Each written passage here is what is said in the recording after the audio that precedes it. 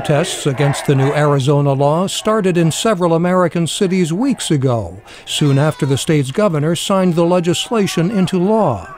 President Barack Obama has spoken out against it. So has Mexican President Felipe Calderón. And in Los Angeles, the city council voted to bar officials from doing business with companies in Arizona. Please close the roll and tabulate the vote. 13 ayes, 1 no. That is approved. The Arizona law allows police to check someone's immigration status if they believe the person may be in the country illegally. It also requires immigrants to carry immigration documents. The law's critics say it encourages racial profiling. Its defenders say the law prohibits police from taking ethnic origin into account. Critics also say illegal immigrants are important to the economy of the United States.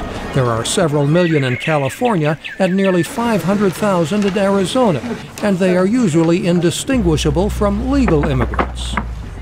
Political analyst Raul Hinojosa of the University of California, Los Angeles, says it is impractical and inhumane to deport 500,000 people from Arizona, and he says the state cannot afford to lose them.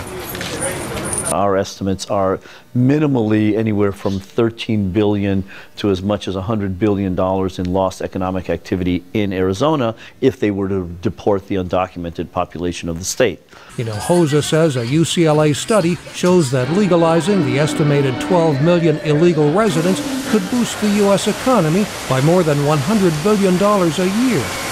But others say illegal immigrants put a strain on schools, hospitals, and other public services.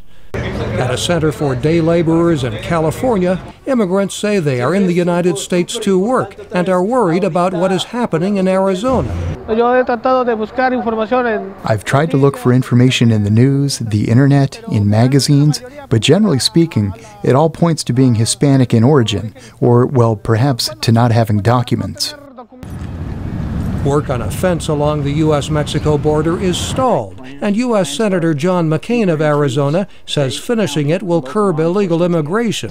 And complete the dang fence. Jose Veliz is an organizer with the Los Angeles Day Labor Center. He says many undocumented immigrants have been here for years, but they live in the shadow. They don't have any access how to gain citizenship, so there needs to be something, some sort of reform so they could, so we could have those people legalized.